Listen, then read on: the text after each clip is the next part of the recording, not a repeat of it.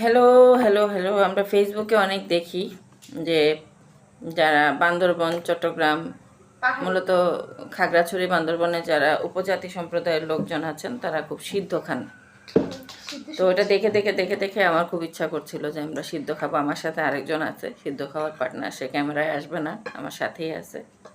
আমরা আজকে অনেক কিছু আয়োজন করছি, মানে অল্প অল্প করতে গিয়ে অনেক কিছু আয়োজন করা হয়েছে। অলরেডি আমার সামনে কলা পাতার উপরে, আমি একটু দেখাই, কলা পাতার উপরে সেগুলো সাজানো আছে।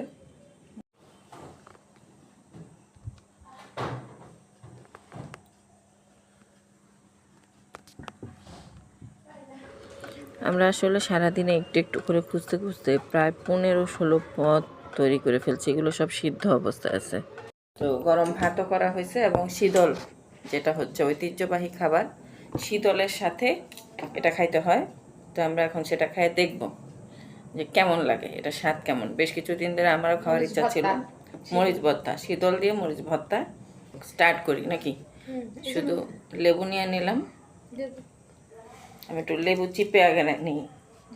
সবার আগে যেটা খাবো, যেটার প্রতি আমার বেশি লোভ, সেটা হচ্ছে বেবিকর্ন। ভুট্টা খুব অল্প, খুব সফট, ভিতরটাও খুব সফট। দেখি আগে এটা কি, এটা কি ইয়া দিয়ে খাবো?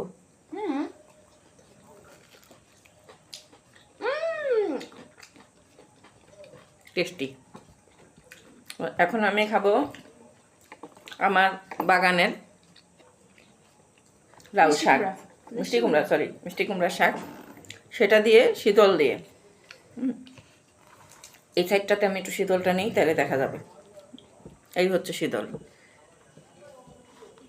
এই হচ্ছে শীতল। এটা দিয়ে পাতাটাকে একটু মিশাইয়া, এই শীতলটার ইয়া হচ্ছে কি কি দেওয়া,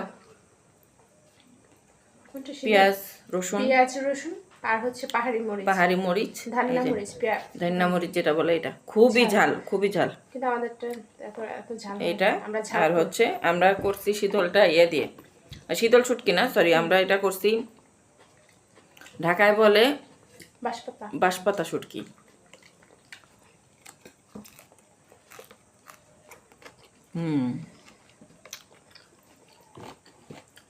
যারা ভর্তা পছন্দ করে তাদের জন্য এটা।